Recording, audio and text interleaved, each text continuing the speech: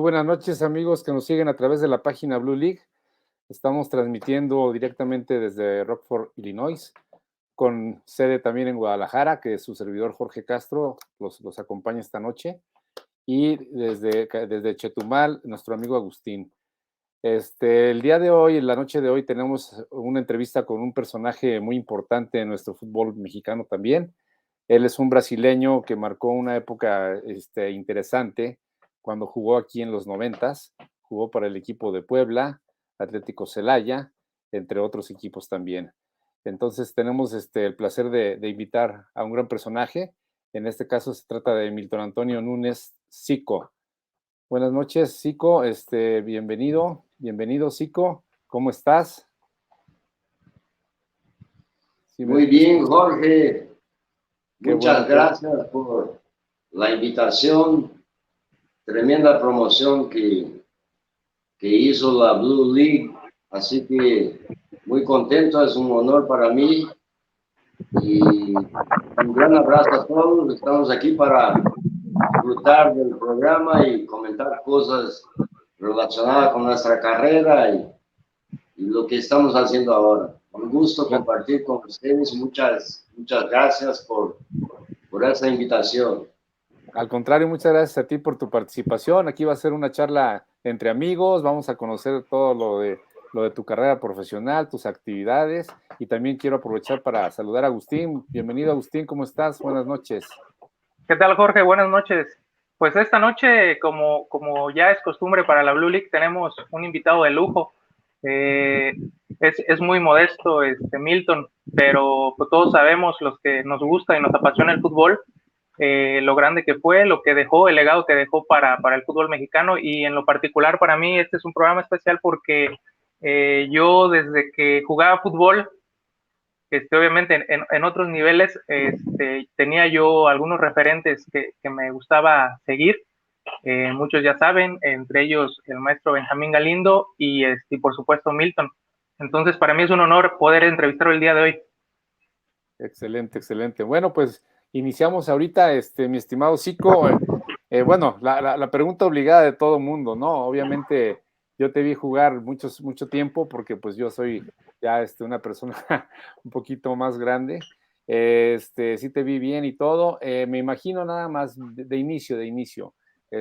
Lo de Zico viene siendo por lo de Coimbra Zico, ¿no? Yo me quiero imaginar, o sea, ¿de dónde viene tu apodo de Zico?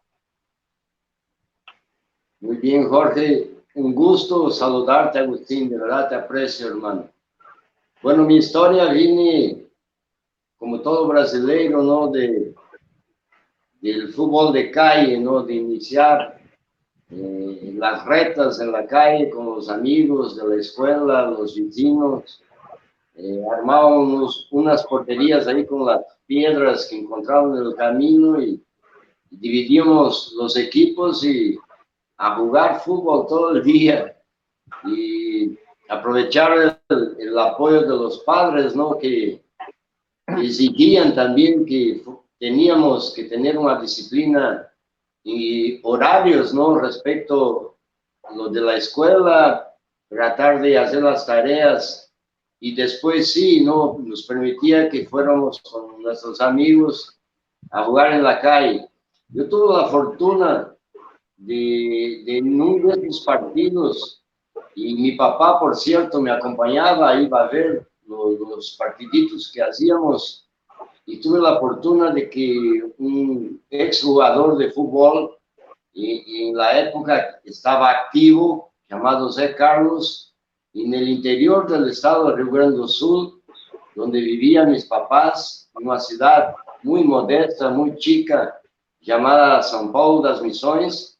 Ahí apareció este jugador y me vio jugar la cáscara con los amigos y de inmediato habló con mi papá, ¿no? A ver si pudiera tener la oportunidad de llevarme a Caxias do Sul, donde estaba él activo como jugador. Y mi papá, su sueño era que yo tuviera una oportunidad, ¿no? Estaba buscando de que yo tuviera 12, 13 años, como la época tenía, para llevarme a probar, ¿no? No Internacional de Porto Alegre o no Grêmio.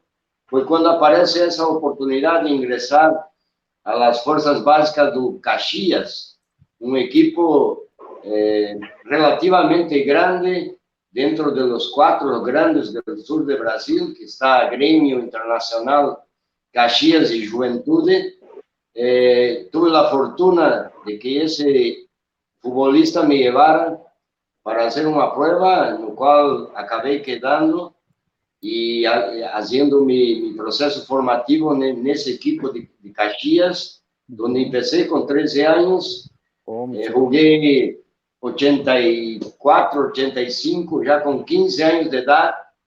Debuto en el propio Caxias temprano, ¿no? Completando 16 años apenas. Tuve la oportunidad y la confianza del entrenador de debutarme con 16 años, de ahí debuté y ya no bajé más, seguí disputando el Campeonato Gaúcho. Luego tuve una posibilidad de ingresar a la selección gaúcha. En Brasil hacen un torneo muy importante de sub-17. Cada estado de Brasil prepara su selección y el campeonato se disputó en 1985 en São Paulo, en una ciudad llamada Terra Negra. Entonces yo fui convocado para la selección gaúcha y afortunadamente hice un gran torneo. Llegamos a la final de ese torneo, São Paulo contra Rio Grande do Sul, lo cual nos ganó São Paulo, aquel São Paulo que tenía grandes figuras también, grandes prospectos de jugadores como Miller, Silas, el mismo Mauro Silva, Gil Baiano y Luis Miller, tantos jugadores que acabaron surgiendo de ese torneo. Y me fue tan bien en mi calidad, ¿no? Como talento que tenía en la organización del juego de nuestro equipo en media cancha, en la toma de decisiones. Fue tan importante mi función que acabé siendo visoreado por un directivo del equipo de Guaraní de Campinas, que disputaba el Campeonato Brasileño de 1986, y gracias a ese visor que recomendó mi contratación con el Caxias, y muy temprano, viste, yo acababa de debutar en Caxias do Sul con 16 años, jugando mi primer campeonato gaúcho, y ya en la selección con ese torneo viene la contratación con el Guaraní de Campinas para disputar el Campeonato Brasileño de 1986. Yo llegué a este Guaraní con un entrenador gaúcho, precisamente Carlos Gainete, y un equipo lleno de grandes jugadores, ¿no? Te comento algunos como Ricardo Rocha, ¿no? Jugador de la selección brasileña, sí, claro, en los años 90. También estaba Tozin, Barbieri, Marco Antonio Boyadero, Neto, Evair, otro jugador de selección, João Paulo, también de selección brasileña. Así que fue un torneo espectacular. Yo iba a cumplir los 17 años apenas. Claro, me costó un poco adaptarme al estilo del fútbol paulista, pero en el momento que retomé confianza, que me preparé bien físicamente, técnicamente tenía una condición excelente como orquestador de la media cancha, yo creo que hice un campeonato brasileño brillante. No fui titular del campeonato completamente, pero los partidos que jugué contra Flamengo, Fluminense, contra Atlético Mineiro, Vasco, tuve una gran performance y un gusto bastante agradable, ¿no? Con la afición del Guaraní de Campinas. Llegamos a la final del torneo de 86 contra aquel São Paulo de Pita, Silas, Miller, Careca, ¿no? Que nos acaba anotando Careca el 3-2, el gol del triunfo del São Paulo en el Estadio Brinco de Oro da Princesa en Campinas. Pero el mítico fue un Careca. Campeonato tremendo, y el subcampeonato fue muy bueno para mi inicio de carrera, porque prácticamente iniciaba con 17 años ya disputando un campeonato brasileño. Claro, muy joven. Se le olvidó algo a Zico, Jorge, te digo que es muy modesto, pero en ese torneo en el que pierden con Sao Paulo cuando él tenía, me parece que 15 o 16 años, él fue el mejor jugador del torneo. Oh, qué orgullo, tan chico. Felicidades. Sí, la verdad fue para mí tan temprano, ¿no? Cayó como de sorpresa. Yo salí del interior, prácticamente del estado de Rio Grande do Sul, ya para grandes ligas, ¿no? Entonces ese torneo paulista fue, el Club Paulista Guaraní fue para mí muy importante en mi carrera, fue un parteaguas, ¿no? Para lo que se venía. Y en 87 acabé disputando el primer campeonato paulista, donde fue muy regular mi desempeño. En 88 regreso a Caxias, porque mi carta todavía pertenecía a Caxias do Sul. Regreso, juego Campeonato Gaúcho 88-89. En 90 me contrata otro equipo paulista, el Bragantino, que traía a Vanderlei Luxemburgo de técnico, no, pues traía nada. una mezcla de jugadores que éramos del Guaraní, muchos de esos jugadores jóvenes, ¿no? Como Mauro Silva, que estaba conmigo en el Guaraní, Gil Baiano, Mario, Ney, grandes jugadores mezclados con jugadores cariocas que trajo Luxemburgo para este nuevo proyecto, ¿no? Que era el Club Atlético Bragantino. Sí. Jugamos el Campeonato Paulista del 90 con gran trabajo hecho por Vanderlei, un equipo bien balanceado en todas las líneas. Salimos, aprovecho para resaltar, no es presumir, pero es decir con la verdad, no, eliminamos el Corinthians en la semifinal y jugamos la final contra otro equipo del interior paulista llamado Novo Horizontino. Acabamos ganando el partido de ida y vuelta. Con ese gran campeonato paulista, creo que se vislumbraba para todos los jugadores grandes prospectos, ¿no? O salidas importantes incluso para el fútbol europeo.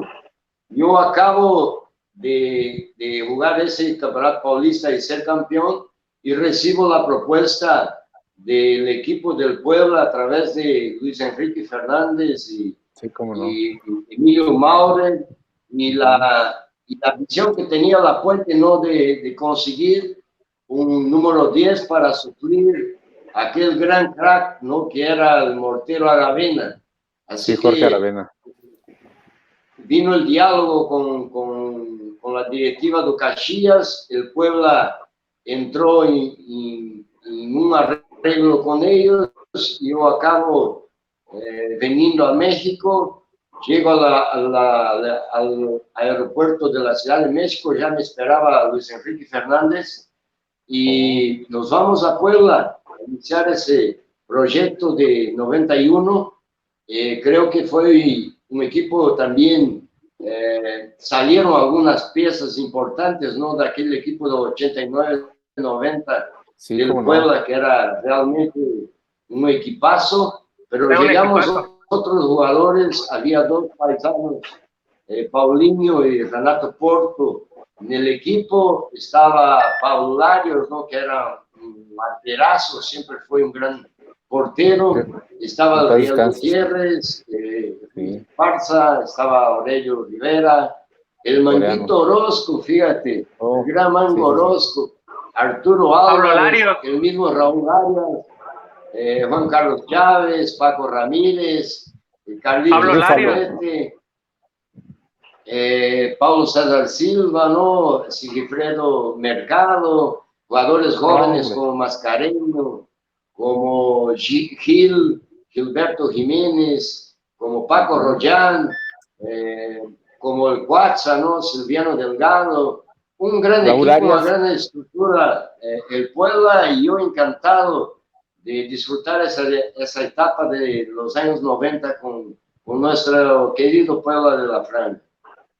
Raúl Arias también, exacto, Jorge, sí. Sí, Raúl Arias también creo que te tocó por ahí, ¿no?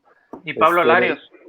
Oye, una pregunta. Precisamente, yo llego junto con Raúl Arias, precisamente en ese Puebla de 91. en ese Puebla. Llegamos Sí, juntos y luego Raúl se quedó como auxiliar de Manolo. Oh, sí, sí, porque después se hizo director técnico también enseguida, ¿verdad? Tengo una duda. Cuando te propone, bueno, estás hablando de un gran personaje que es Vanderlei Luxemburgo, ¿no? De director técnico, ¿no? Cuando te proponen, porque según estoy enterado, tenías la posibilidad de venirte a Puebla, México, o al Valladolid, a España. ¿Por qué la elección del Puebla? Sí, había unos empresarios españoles que me habían seguido en el Guaraní, intentaron contratarme varias veces al Valladolid de España con buenas referencias, pero creo que la decisión la tomó en esa etapa también mi padre conmigo, y la preferencia de venir a México debido a que yo me he dado cuenta que llegaba a un estadio mundialista, ¿no? El estadio Cuauhtémoc, a un equipo que había sido campeón mexicano y campeón de la CONCACAF, así que tenía buenas referencias del Puebla y por eso la decisión, Jorge. Ah, ok, muchas gracias, tenía esa duda. Jorge, creo que también jugó un papel muy importante esa trilogía que se había formado en Puebla, que era la del directivo Luis Enrique Fernández. Y Maurer, ¿no? Un personaje polémico ya posteriormente en el fútbol mexicano, pero en ese momento creo que era una dupla muy, muy importante dentro de la parte administrativa. Yo creo que en gran medida le debemos a ellos que Zico hubiera venido a México. Ah, excelente decisión, tomada para venir para acá. Y bueno, ¿y cómo te encuentras tú, por ejemplo, ahorita estás mencionando que tuviste a Luxemburgo, digo, es una figura mundial, nivel mundial, ¿no? ¿Cómo te encuentras cuando llegas con Manuel Lapuente? ¿Hay mucha diferencia en cuanto a la dirección técnica de un mexicano y de un brasileño? ¿O qué nos puedes comentar a ese respecto?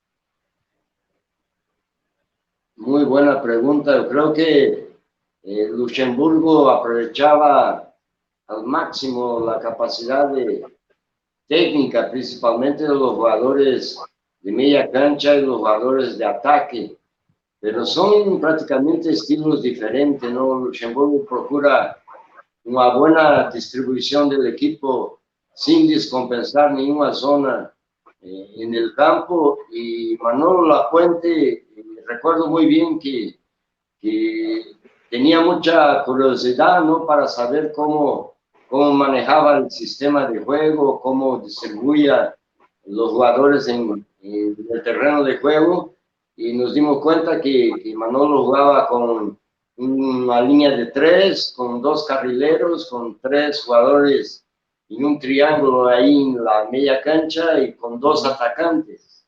Eso descompensaba un poco el ataque, ¿no? Y compensaba mucho el sector defensivo en los casos de la línea de 5 cuando defendía. Ocasionaba un poco de desgaste físico de jugadores creativos, como en mi caso, ¿no? Y jugadores de ataque también, con un gran desgaste de ida y vuelta.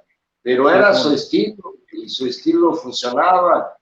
Lapuente trataba de no tocar mucho la pelota o no tener mucha la posesión de balón, sino a tratar de verticalizar el juego, ¿no? De dar más sentido vertical a las jugadas ofensivas del Puebla.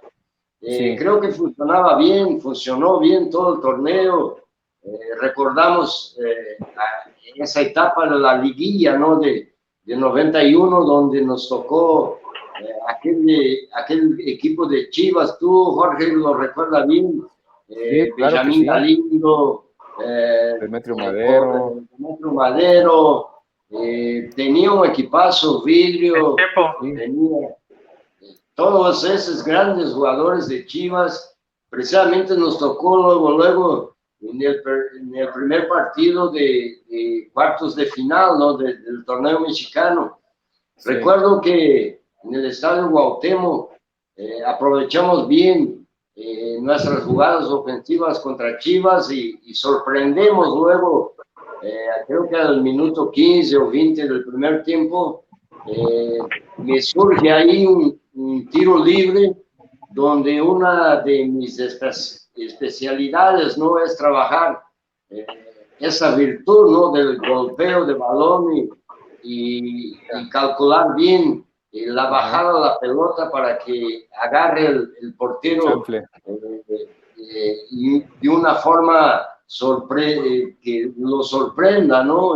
Y como yo siempre procuré dedicarme, ¿no? Con esa virtud de trabajar los tiros libres en los entrenamientos, diferentes ángulos, tanto del lado izquierdo cuanto del lado derecho, aparece la oportunidad en ese juego y hago un gran gol de tiro libre. Ese partido lo acabamos ganando de Chivas 3-1 en el Cuauhtémoc, un juego muy difícil, no fue fácil, no fue sencillo. Recuerdo que al final tuvimos que echar un poco el camión atrás para aguantar a Chivas porque era mucho talento que traía en media cancha. Y ya en un juego de vuelta en el Jalisco, también fue un juego muy peleado, un poco trabado, porque La Puente armó un dispositivo táctico, ¿no? Para desesperar un poco a Chivas, ¿no? Regalando casi toda la salida de balón, esperando las Chivas y nuestra intermediaria. Así que en un contragolpe también los sorprendimos a este gran equipo con un córner. Me toca tirar el córner y el Búfalo Cruz y un cabezazo certero hace el 1-0 en el estadio Jalisco. Pero la presión de Chivas fue inmediata, ¿no? Era un equipo que trabajaba bien la pelota, que no se desesperaba, con grandes jugadores, tenía buena profundidad ofensiva y nos acabó ganando ese partido 2-1. Pero pasamos por el gol por el 3-1 más que teníamos en el partido de ida. Sí. Luego nos toca otra situación muy difícil, ¿no? Que era el super del torneo, el Necaxa, ¿no? Que tenía a Zaporiti ahí como director técnico. Y tenía un equipo de grandes jugadores también. Recuerdo mucho a Nacho Ambriz, a Ricardo Peláez, a Ivo Basay, que hablar de Alex Aguinaga. Era un equipo, era el mejor equipo del torneo. Y fue una semifinal muy, muy difícil. Y ese partido histórico que hizo Carlitos Poblete, ¿no? En el partido de ida contra Necaxa, donde hace los goles que necesitábamos para ir más cómodo al Estadio Azteca, y luego le toca también una jugada ofensiva del Necaxa y un pase profundo de Alex Aguinaga y un movimiento de Ivo Basay explosivo para dejar fuera de juego.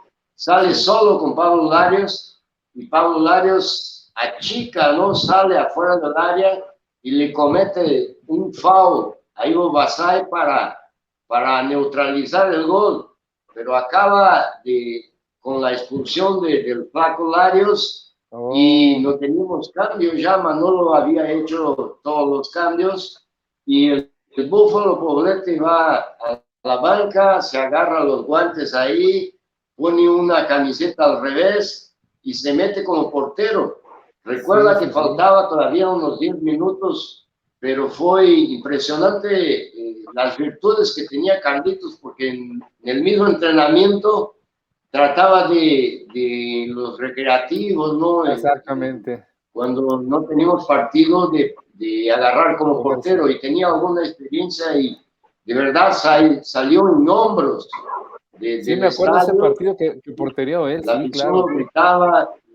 Fue una semifinal muy emocionante para nosotros. Esa semifinal. ¿Y ahí cuál fue el resultado? Fue 2-1, creo, o 3-2. 3-2 para el Puebla. Para el Puebla, y pasaron a la final. Pasaron a la final contra León, si no me equivoco, ¿no? Contra León. Sí, exactamente, Jorge. Jugamos la final contra otro equipazo, ¿no? Que era aquel León de Bucetich. un tremendo estratega, ¿no? Bucetich sí, no. tenía un equipo con el Tita. Chato Ferreira, con Coyote, con Tita, con Marquinhos, No, sí, un equipazo. con Martín Peña, con Marco Fabián, con grandes jugadores, de verdad. Fue una final espectacular, ¿no? No sé si ustedes recuerdan bien, Agustín, el partido de ida, que fue en un aguacero en el Estadio Cuauhtémoc, impresionante, como nunca habíamos visto tal aguacero, pero la afición quedó ahí firme con sus paraguas, con sus capas de plástico, no salió del estadio y el partido estaba siendo todavía hablado en los vestidores por Emilio Mauro. Recuerda que Emilio Mauro era el presidente de la federación en el año 91 y era el presidente del Puebla. Y era también el que tomaba la decisión si se pudiera jugar el partido o no. A final de cuentas, el Necaxa también quiso jugar con la voz de Saporiti y el partido acabó siendo realizado, aunque muchos jugadores estuvimos en desacuerdo, no por el estado del terreno de juego, que de verdad no se podía jugar. Y jugadores como Tita, como yo, como otros jugadores técnicamente con un perfil muy bien dotado, fue muy difícil de tener una buena performance, ¿no? De lo que quisiéramos hacer con la toma de decisiones en la media cancha para dar lo mejor para nuestro equipo en la creación de juego. Ese partido terminó 0-0, un partido con muchas faltas, pero muy disputado también. Ya el partido de regreso en el Nou Camp fue, creo que, tácticamente bien jugado por los dos técnicos que eran especialistas en los dispositivos tácticos, ¿no? En cómo tratar de neutralizar las virtudes del rival de uno y otro. Así que yo recuerdo algunas jugadas, ¿no? En el tiempo normal, segundo tiempo prácticamente, que hubo algunas jugadas ofensivas, tanto del Puebla cuanto del León. Recuerdo en los tiempos extras, porque vamos todavía ese partido a la larga, ¿no? El desgaste fue fulminante para los dos equipos debido a las funciones que determinaba el entrenador. Claro, a ejecutar cada jugador, tratando siempre de priorizar, ¿no? En neutralizar al rival y no de trabajar de forma ofensiva con mayor libertad, pero el juego de las finales o cualquier final de fútbol es de esa manera, ¿no? Es muy estudiada por los técnicos y casi por lo regular son partidos muy cerrados.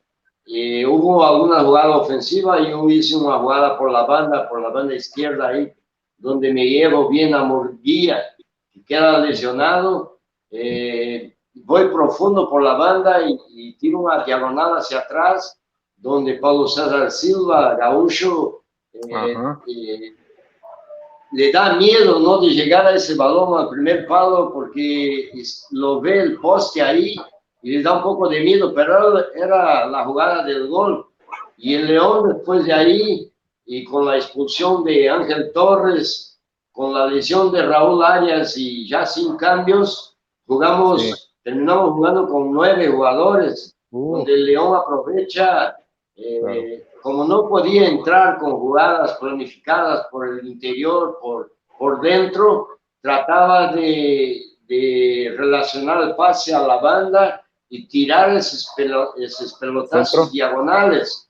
Y una de esas, Martín Peña tira un pelotazo diagonal, va a subir de cabeza a Ruiz Esparza y Aurelio Rivera, y también Larios sale en ese balón, y chocan los tres y el balón acaba quedando ahí para Turrubiates, que hace el gol del triunfo de León en tiempo extra. Y luego otro gol que hacen, ya terminó el partido con un foul cobrado por Tita y el autogol de Aurelio Rivera. Pero fue una gran final, de verdad. saboreamos el título, estuvimos muy cerca de ganar ese título y muy cerca de ir a los penales, pero el León aprovechó esa virtud que tenía y el fútbol, quien comete el error generalmente acaba pagando, ¿no? Entonces, Claro. me queda muy fresca en la memoria. Felicito a los dos equipos por el logro conseguido y por la Copa Libertadores que nos tocó jugar tanto al León como al Puebla en ese año. No, Imagínate, pues Jorge, qué anécdotas de primera mano. sí, qué bárbaro. No, lo que estoy sorprendido es qué capacidad de memoria tiene Zico de recordar quién manda el centro del equipo rival y quién remate y que Turrubiates metió el rebote y bueno. De reconstruir la jugada.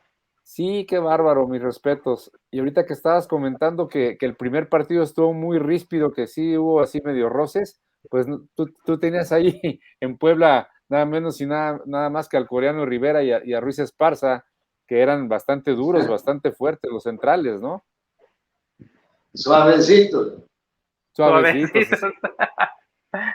Exactamente, sí, sí, sí. Sí, pues así me quiero imaginar. Adelante, Agustín. Pues nos gustaría saber ahora pues, bueno, antes de entrar a lo que estás haciendo en la actualidad, nos gustaría saber quién te lleva a Celaya. Bueno, vengo directamente.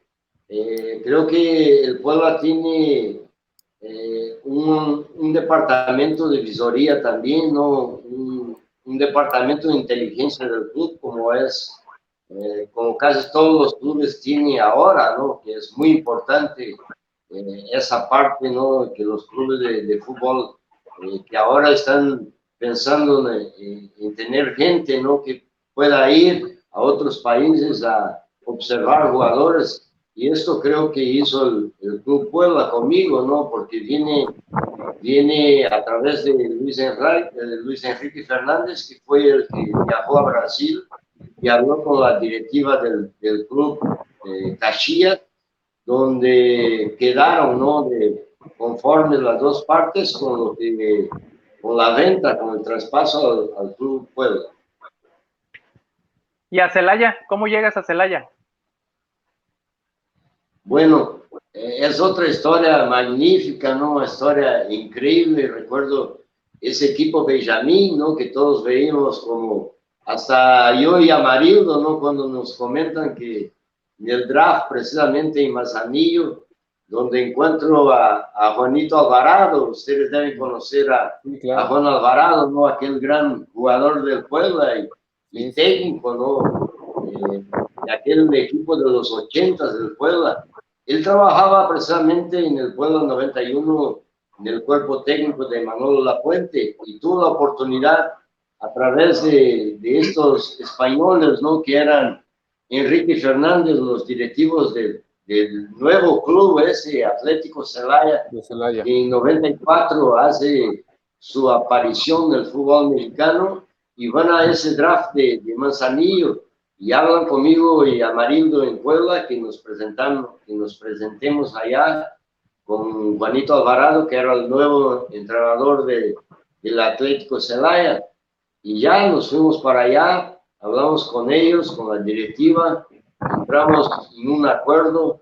Claro que yo quería seguir en el Puebla o quería seguir en la primera división, pero a veces la vida es de retos, ¿no? A veces sabemos todo cómo funciona el draft, ¿no? Cómo funcionan las transacciones de jugadores en el fútbol mexicano, donde el jugador es el último a decidir, ¿no?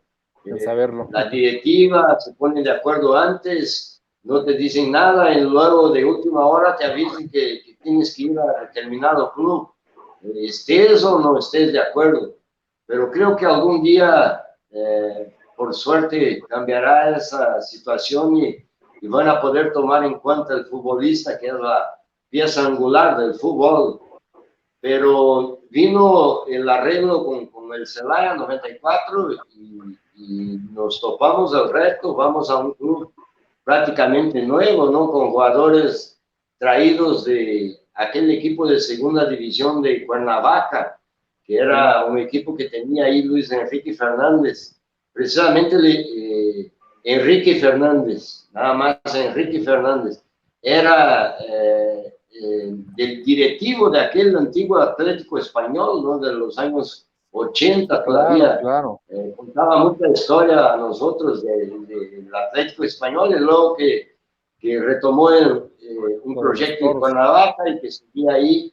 Entonces hizo la fusión de ese equipo de Cuernavaca con un equipo de Celaya llamado el Celaya FC, que era otro directivo de Celaya llamado Gustavo Hernández. Hicieron la fusión de las dos franquicias y fundaron el Atlético Celaya. Llego ahí con Amarildo, llega un defensa argentino, llegan algunos jugadores muy buenos de Cobras, de Ciudad Juárez, que jugaron en Cobras, Chava Mercado, Cabrera, el Cañete Cruz, llega el Búfalo Cruz, llega Juvenal Patiño, muy buenos jugadores que estaban también peleando por un lugar para tener la oportunidad de jugar el ascenso, ¿no? Que recordando, Jorge, el ascenso se inició en el año 95 con ese torneo, todavía llamado la Primera A, o la Primera División A, y llegamos, francamente, con humildad, ¿no? Para conquistar la afición celayense que se metiera con el equipo. Se hizo un trabajo excelente, ¿no? Del departamento ahí que tenía el club, para divulgar el club y retomar la confianza del aficionado que presenciara ese nuevo equipo, esos nuevos jugadores, y fue todo un éxito, ¿no? El torneo, a pesar de que Juanito Alvarado, que montó ese grupo de jugadores, que trajo los jugadores, la mitad del torneo lo dan de baja y traen a Juan Manuel Álvarez, al Capi, que es precisamente de Guadalajara. Un tremendo estratega, un gran técnico, de verdad. Aprecio mucho a Álvarez, a todo lo que hizo con nosotros en la segunda vuelta de ese torneo del ascenso, y nuevamente el equipo que ya venía bien en la primera vuelta fue todavía mejor en la segunda vuelta, donde nos tocó el privilegio, ¿no?, disputar esa gran final contra el Club Pachuca, que era prácticamente el favorito del torneo. Hicimos un partido regular en nuestra casa, empatando el juego 0-0, y vamos al estadio allá en Hidalgo, en Pachuca, y ganamos el juego 1-0 con aquel gol de Amarildo Suárez, nos dando la posibilidad de pasar a la primera división del fútbol mexicano, que era lo que soñábamos todos, ¿no? Todos los jugadores, a pesar de que la prensa, a pesar de que el fútbol mismo lo daba como favorito, ¿no?, debido a la estructura que tenía el Club Pachuca. Sí, claro. Pero dentro de la cancha son 11 contra 11 y acabamos jugando un partido perfecto. Álvarez, y nos coronamos campeones. En verdad, te comento, Jorge, Agustín y Crocomán, los comento que no hicieron ni camisas de campeón para nosotros, ni el champán teníamos, nada. ¿Cómo crees? No esperaban, de verdad. Hay una anécdota ahí que los comparto. Yendo ya después del partido, después de la fiesta que hicimos al final del juego, ya yendo al vestidor, Andrés Fassi llama a Juan Carlos Segovia, que es también argentino de nuestro equipo, lo llama al vestidor, va Segovia, se mete, y allá adentro Andrés Fassi regala a Segovia una botella de champán tremenda, que tenían ellos preparado.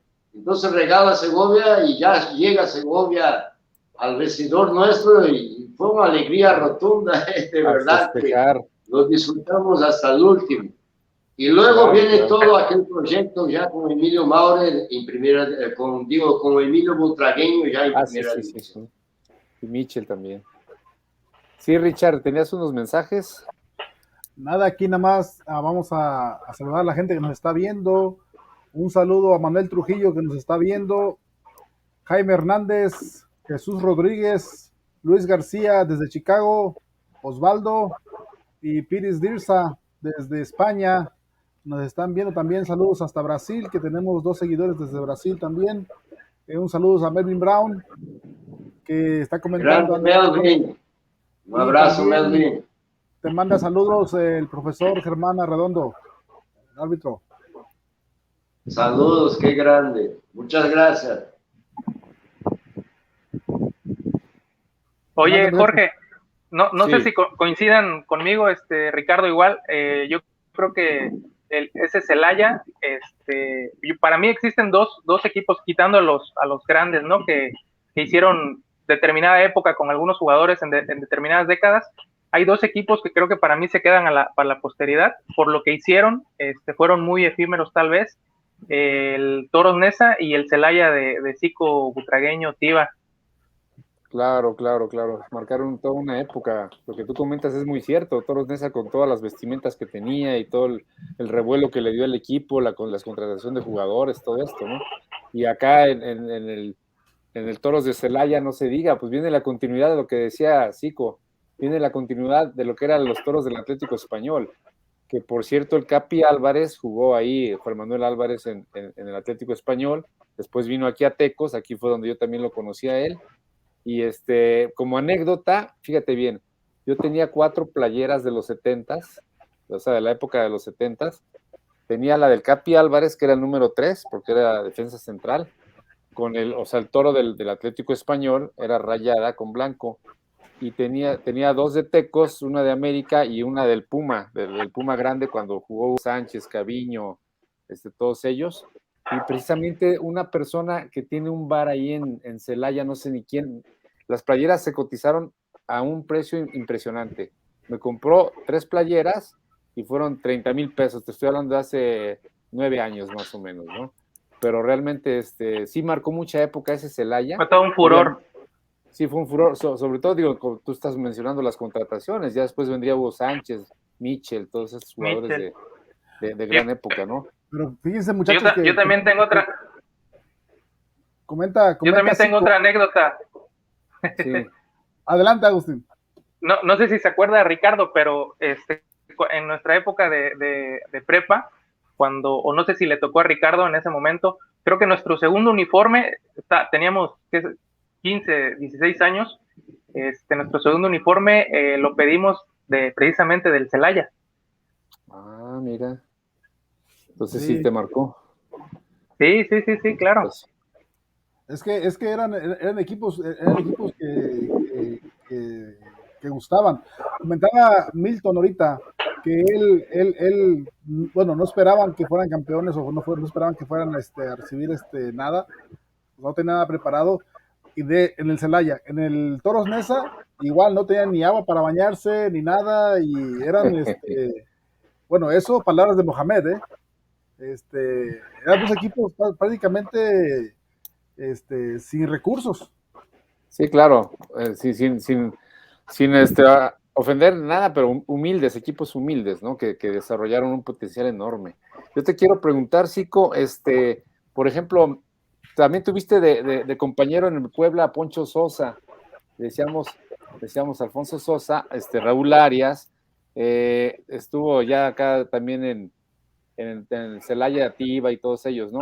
Pero a lo que voy es esto, tú eres director técnico profesional, te lo comento porque Poncho Sosa, pues es también de aquí de Guadalajara, Raúl Arias ya sabemos la trayectoria de director técnico, ¿algo de esto te inspiró también para que tú formaras parte a ser director técnico? Sí, totalmente, yo creo que Manolo fue una inspiración para nosotros, ¿no? La Fuente. Para mí, aprendí mucho de Vanderlei Luxemburgo, aprendí de Carlos Gainete, creo que de todos los técnicos, del Capi Álvarez, tremendo estratega, de Alfredo Tena, que me tocó también una etapa con Tena en el Puebla, y ahora, ¿no? Como lo comentas, Jorge, Poncho Sosa, el mismo Raúl Arias, que ha hecho una carrera brillante en la dirección técnica y entrenadores jóvenes, ¿no? Ahora vemos Salvador Reyes también y otros entrenadores muy jóvenes con gran perfil para el fútbol. Acá en México el mercado es muy restringido, ¿no? Sabemos todos los que nos preparamos, ¿no? En la dirección técnica, que la competitividad es muy grande, hay entrenadores con gran capacidad y no están trabajando, que están también como nosotros, ¿no? Esperando una oportunidad en el alto rendimiento o en el ascenso mismo. Así que hay una gama de entrenadores importantes todavía sin trabajo, precisamente porque hay pocos equipos en México, prácticamente son 18 equipos de primera división y 20 equipos en el ascenso, así que se restringe la posibilidad, pero estamos en la pelea. Me tocó dirigir el Atlético Celaya en 2014. Sí. ¿En la categoría de ascenso? Sí, me tocó dirigir con Alejandro Márquez. Me hicieron una propuesta en 2014, lo cual para mí era una gran oportunidad, ¿no? De aparecer nuevamente para el fútbol mexicano. Lamentable porque era cerrar el torneo, ¿no? Con 3 partidos faltando. Así que llegamos a ese equipo. Ahí teníamos a un jugador que acabó también de entrenador del Celaya de Guadalajara, que era el Pistola de Islas. Estuvo conmigo el Pistola Islas, que era un buen jugador de defensa muy físicamente muy fuerte, jugador del Atlas, ¿no? Venía del Atlas para el equipo de Celaya. Tuvimos con el Piojito Alvarado, Franz Torres, que eran jugadores importantes de aquel Celaya 2014. Cerramos el torneo, el trato o el acuerdo con Alejandro Márquez, que era el presidente, era de quedar para ahí sí iniciar el proyecto, ¿no? Del 2015, donde teníamos la posibilidad, ¿no? De traer correctamente el perfil de los jugadores para lo que queríamos hacer con el club. Pero Alejandro Márquez acabó traspasando la franquicia precisamente a Guillermo Lara y a Raúl Arias. Llegaron los dos, yo me vine de vacaciones a Cancún y ellos decidieron contratar otro técnico. Así que solo dirigí 3 partidos, fue prácticamente 2 meses de trabajo, pero fue una experiencia muy positiva para mí.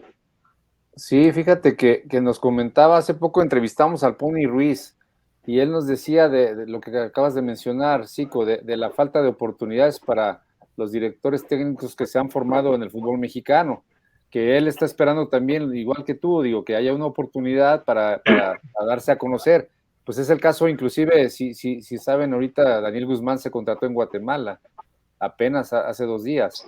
¿Por qué? Pues porque aquí no hay ya... Digo, Daniel Guzmán lo conocen ustedes también de la trayectoria, fue campeón con Santos, etcétera. Como y ya con experiencia y campeonato también. ¿Sí? Así es, entonces tiene que buscar otros aires.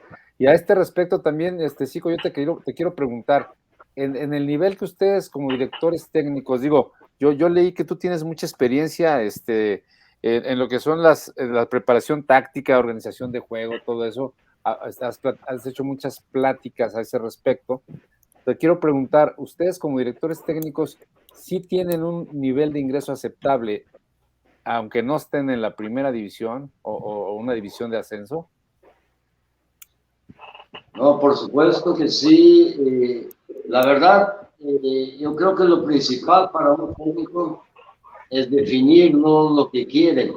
Porque veo mucho el fútbol, tú también, Jorge, tú también, Agustín, igual Cracomán, ahí vemos fútbol diariamente de diferentes países, ¿no? Procuramos cada vez observar mejor, ¿no?, cómo están trabajando en otras partes. Pero acá lo principal, como te digo, es definir una filosofía, definir un estilo, un sistema y trabajar sobre ello, ¿no? Esa de tratar de improvisar en el mismo partido, ¿no? como veo frecuentemente algún técnico, no quiero citar nombres porque son compañeros también de profesión, y se respeta la decisión de ellos en lo que quiera hacer con su dispositivo táctico en la cancha, pero acá hay un factor primordial, ¿no? Que es el jugador, las calidades del atleta, ¿no? Que deben ser aprovechadas al 100%. Y tú mismo sabes, Jorge, que podemos frenar a un jugador en determinado partido. Tranquilamente podemos inhibir sus cualidades. Cuando tenía mucho más posibilidades de crear, restringimos. Así que yo creo que está en la capacidad de cada técnico y promover, ¿no? Un estilo ofensivo como debe de ser y tratar de contrarrestar en ese caso de que tú trabajas una presión alta con la última línea muy alta, tratar de definir cómo neutralizar una jugada de contraataque para priorizar el talento individual de tus atletas. El fútbol se define con goles, ¿no? Todos sabemos que es mucho más fácil defender lo que crear, ¿no? Entonces, creo que partiendo de ahí, hay que aprovechar las calidades que tengan los atletas en un sentido ofensivo, ¿no? En cómo crear.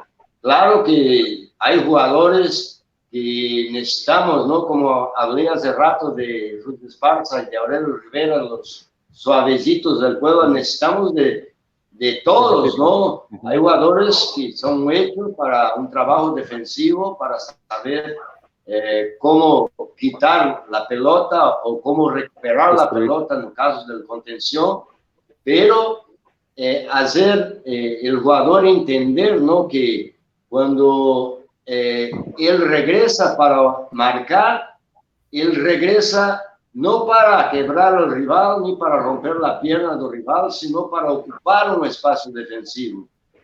Pero sus virtudes las lo sé yo, lo saben los técnicos, que es mucho más ofensiva, pero si ocupa un espacio defensivo, automáticamente estará defendiendo. Así que hay que hablar bien con el jugador de talento y convencer que él tiene que regresar a ocupar ese espacio defensivo. No que tenga virtudes defensivas, sí, que es primordial para otras características de otros jugadores. Yo pienso naturalmente, hablando de esto, que el mayor o mejor dispositivo táctico que pueda tener un técnico es distribuir bien sus jugadores en la cancha sin descompensar ninguna zona. No es posible que tú armes un estilo de un 5-4-1 y vemos claramente que el ataque está totalmente descompensado, que tú estás priorizando la recuperación de media cancha, tú estás priorizando el sector defensivo. Entonces, yo creo que lo mínimo en el ataque debe haber dos jugadores. Y esos dos jugadores deben tener la libertad, claro, en el aspecto de presión, en el aspecto de marcación, en el sentido ofensivo, ellos cumplen su función, ¿no? Presionando al rival, presionando para que no salga limpio con la pelota, pero de la media cancha para atrás hay que liberar a esos jugadores y desgastarlos menos hacia atrás, procurando mantener ellos frescos para que puedan, en el sentido de jugadas explosivas en el ataque, tener la condición y la capacidad aeróbica de realizar esa función y llegar enfrente del arco y hacer el gol, ¿no? Porque vemos muchas veces cuando los técnicos bajan los extremos hasta su propia intermediaria, y el desgaste es fulminante para esos jugadores y luego los estamos aventando, ¿no? Porque están fallando el gol frente a la portería. Sí, tiene razón. Pues pocas veces, Jorge, tenemos invitados tan elocuentes y escucharlos hablar, ¿no? De cómo se expresan de la parte táctica del fútbol, y es un lujo para Blue League. Sí, claro, es muy enriquecedora la plática de este chico. Digo, no teníamos el gusto de conocerte, pero qué bárbaro, mis respetos. Y yo he aprendido mucho en el programa de hoy, qué bárbaro. Sí, Richard. Mira, estoy impresionado porque parece que empezamos hace 10 minutos. Se va el tiempo así. Así nos pasó con el Pastor Lozano, así nos pasó con El con, Tiburón. con el Tiburón Sánchez, ojalá Ortega, con varios jugadores y se va el tiempo rápido. Yo quisiera preguntarle ahorita a Milton, apartando un poquito lo de fútbol, ya un tema ya personal de tu persona. ¿Eres rock and rollero? Me gusta todo el tipo de música. Recuerdo mucho la samba de Brasil, me gusta mucho la samba. Hace poco hicimos un partido aquí en el Andrés Quintana Roo con Ronaldinho. Pudimos convivir un poco con... Él trae su batuque personal, trae sus instrumentos y hicimos ahí una sandinha y recordamos un poco viejos tiempos allá de Brasil. Y aquel famoso video de internet de Nirvana y todo ese rollo. Ahí en tu página de YouTube. Sí, tiene sus videos, él compone canciones de samba y las publica en YouTube. Un tremendo personaje, Ronaldinho. Una anécdota que tengas, Hamilton, una anécdota divertida. Se ríe. ¿Cuánto Te llevas te vale contar lo que sea, Milton. No, yo sabe que soy un libro abierto, no pasa nada. Tengo muchos amigos y adoro México, por eso sigo aquí todavía. ¿Hubieras jugado con la Milton, selección mexicana si hubieras sido eso le iba a preguntar. ¿No te naturalizaste o sí? No, todavía no, pero pienso quedarme, ya no nos vamos de aquí, estoy con mi mamá, con 2 hermanos acá y seguimos firmes aquí, Fíjate, nadie se quiere ir. Hubiera sido tú el seleccionado nacional antes de Leandro Augusto.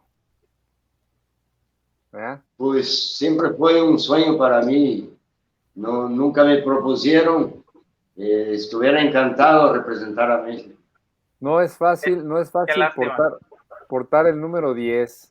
Yo creo que es una obligación muy grande para todos los jugadores en cada equipo. Y orgullosamente, digo, porque ya te conocemos ahorita, muchas gracias por la confianza, orgullosamente lo llevaste tú a cabo en los clubes donde estuviste, porque traer el 10 no es nada sencillo. Felicidades. Oye, Milton, Tienes toda la razón, es una responsabilidad enorme, ¿no? Adelante, Agustín. Recordamos a grandes 10, al mismo Pelé, ¿no? Al pibe Valderrama, a Echeverría, de diferentes países, una responsabilidad tremenda. Creo que cuando un jugador porta la 10, asume propiamente, ¿no? La responsabilidad de crear el fútbol en el sector de media cancha. Es correcto.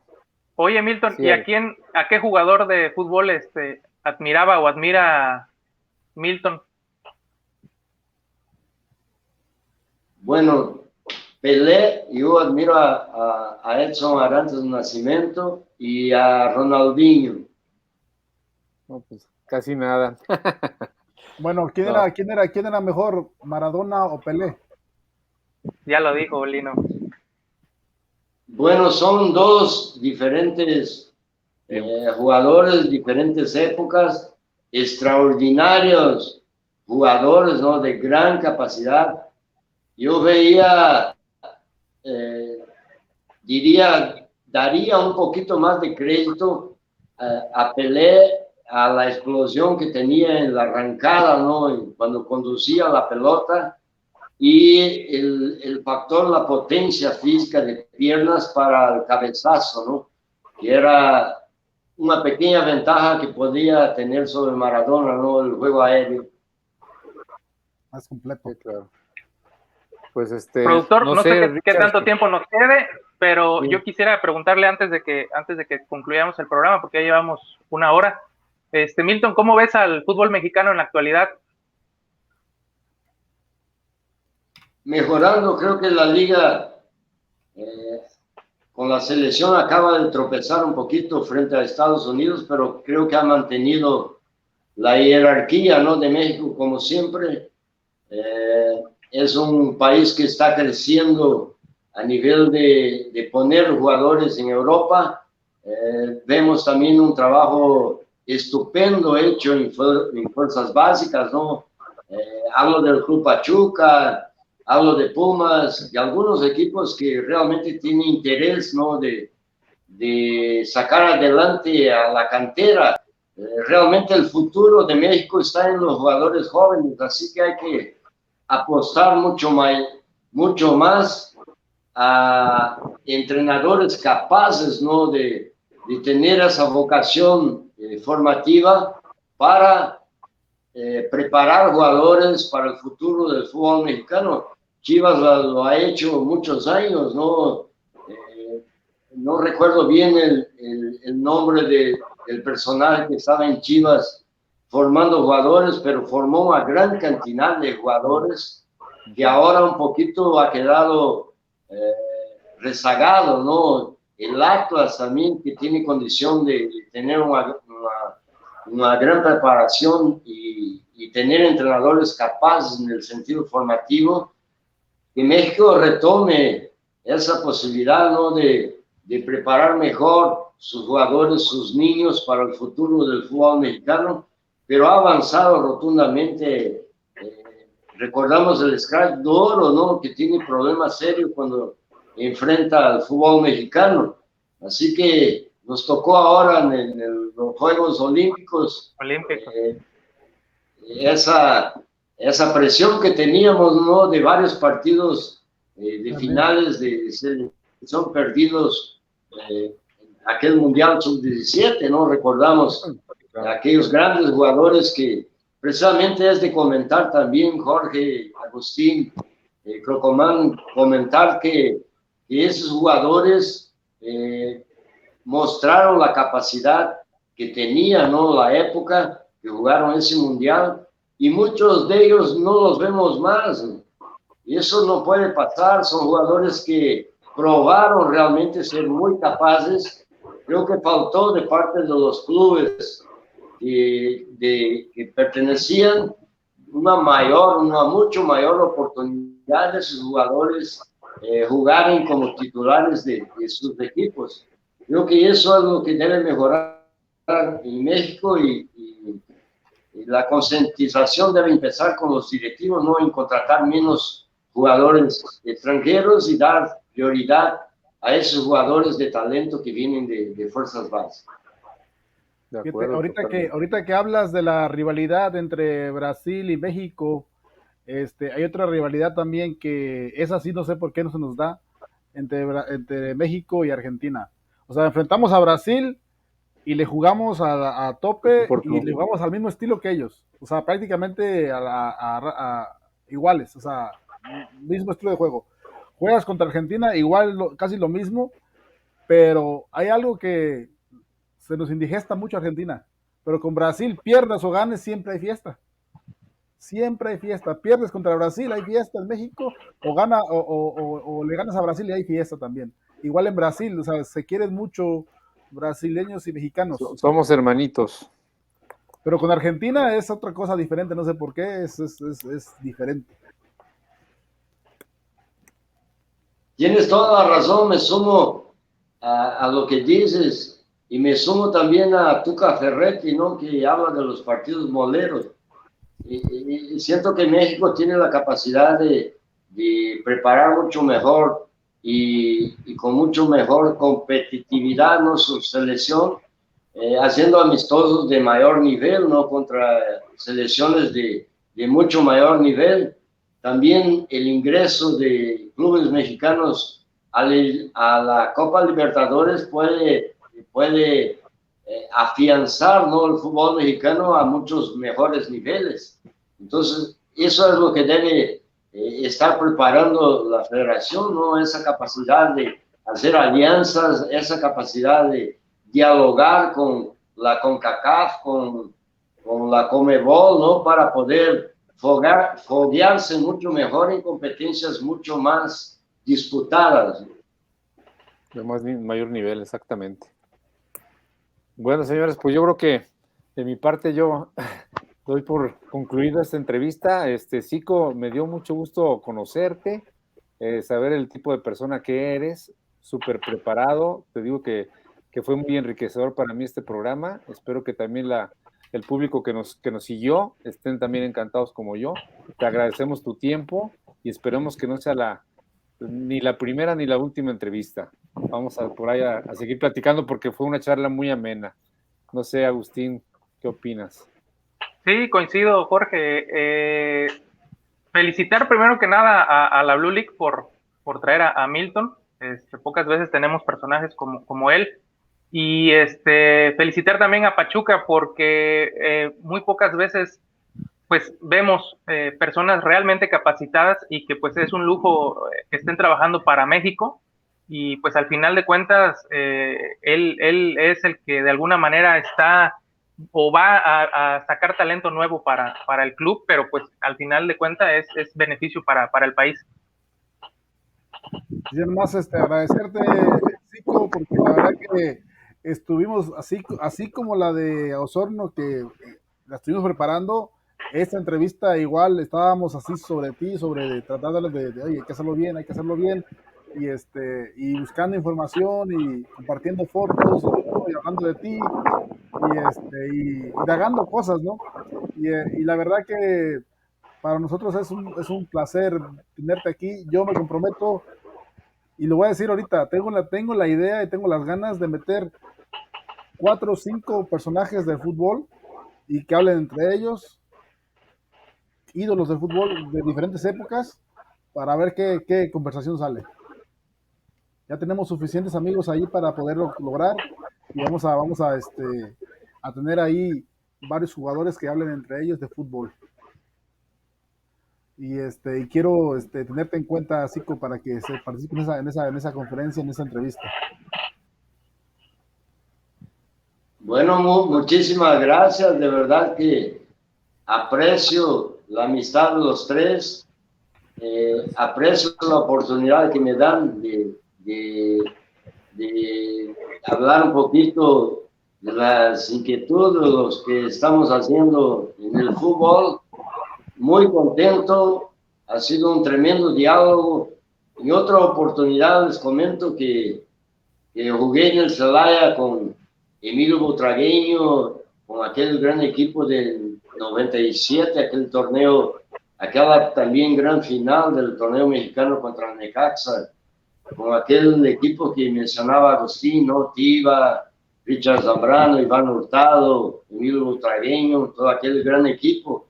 Luego tremendo equipo, luego me voy a una etapa con Correcaminos, Ciudad Victoria, también hacemos un gran torneo, llegamos a la final también con Raúl Arias, cuando subió Tigres, perdimos la final contra Tigres. Luego regreso, me voy a la MLS 97, juego en San José Clash, una tremenda experiencia también, un año allá en Estados Unidos. Regreso al Pachuca, me toca ser campeón con el Pachuca, campeón de ascenso en 98. Luego 98 mismo estando en Pachuca, regreso al Celaya otra vez. Ahí ya estaba Hugo Sánchez, Michel, Butragueño, estaba Hugo Santana, estaba Salvador Reyes. ¿Qué pasó? No me quiero olvidar de nadie, pero es una gran familia. De verdad hay mucho que platicar. Y otra oportunidad, si Dios quiere.